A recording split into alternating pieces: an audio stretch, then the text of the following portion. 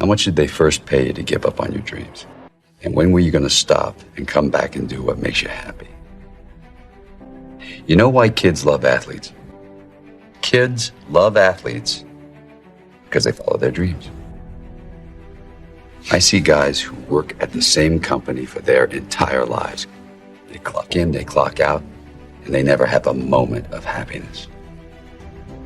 You have an opportunity. Money's not everything. It's really not. And money can't make you happy. Money don't make you happy. I know a lot of miserable people with money. It's not money that makes you happy. It don't. It don't make you happy, but it'll park you right in front of Happy's house. And you can at least see if the stay there. I recommend money. I highly recommend it. And anybody that told you that money different about money is because they don't have none. But you got to quit listening to people that ain't got money tell you about money. Money the root of all evil and all that shit. You do evil stuff with money, but if you're a good person, you can do good stuff with money. You know, people say that money changes people. It really doesn't. You know what I learned about money? Money don't change people. Money allows you to be more of who you really are. See, if you're a kind person, when you get a lot of money, you become a kinder person. If you're an when you get a lot of money, you become a big hole. Money, it allows you to amplify whoever you really are. That's why when you see rich people acting like it's because they always been one. They always been a They just had the money to flex on to show it to you. That's all it is. But you let their get some money, they finna show your something. And that's it. If you see a person that's cool with money, it's because they always been cool. That's what I recommend money, but it's all right. I'm gonna do this real quick. I was gonna show you a real simple thing I figured out a long time ago. Before I go today, I'm gonna share it with you. I'm gonna show you the simple way to become a millionaire. People ask me all the time, what does it take to be happy? And I always tell them it's really simple. One word, progress. Progress equals happiness. If you keep growing, you're gonna feel alive. And if you keep growing, you're gonna have more to give. It doesn't matter how many statues, Oscars they give you, or Emmys, or how much money you have in the bank. We've all seen people have all those things, and I get the phone call because they're depressed, or somebody commits suicide in that area. It's really an inner game, and I think that's what's missing for us today.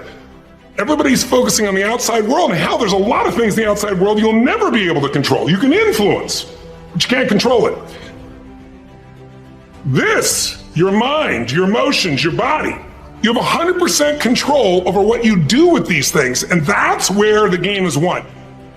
Win the inner game, then you win the outer game. But a lot of people spent their life trying to win the outer game, they won, and they're miserable. You can't push yourself forward if all you're thinking about is the doubts and the negative things that people are saying, because you're relying more on their ideas and their dreams of you instead of you relying on your own dreams and ideas of yourself. Why would you want to surround yourself with people that don't have ideas that are great?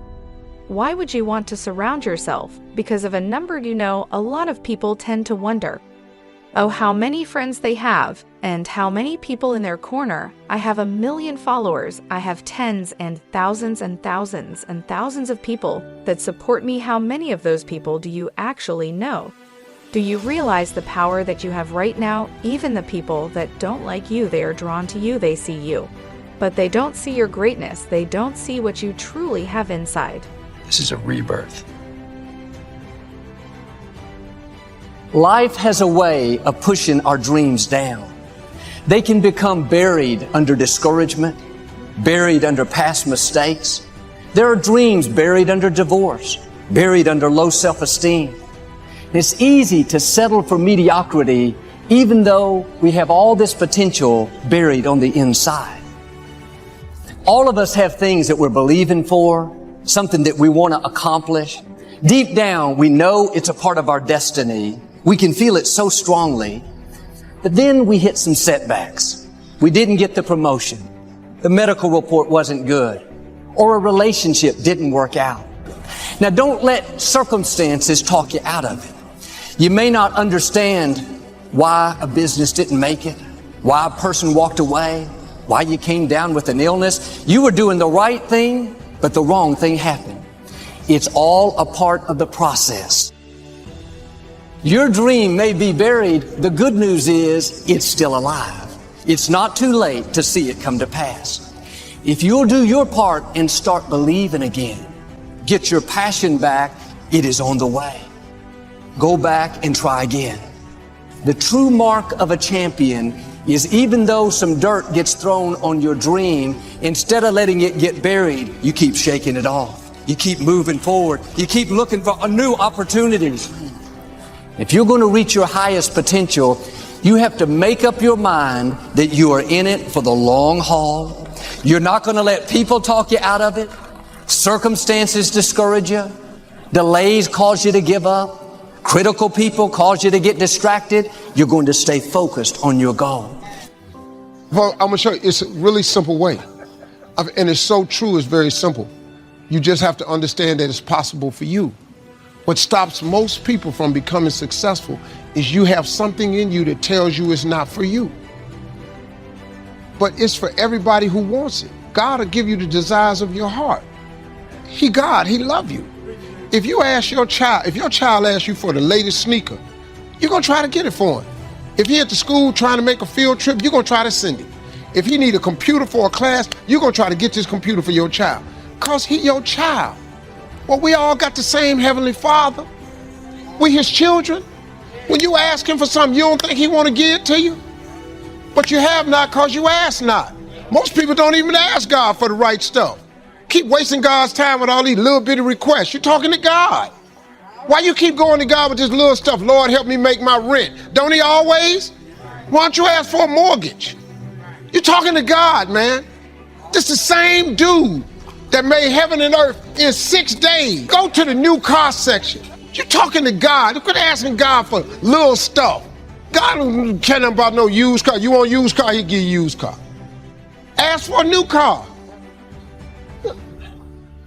You gonna ask God for $500?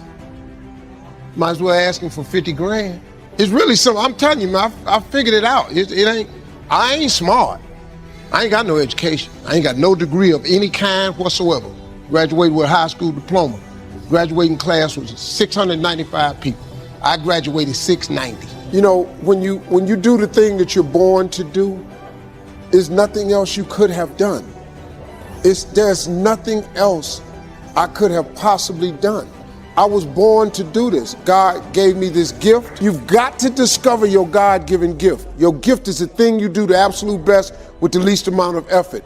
As soon as you discover that, your life changes.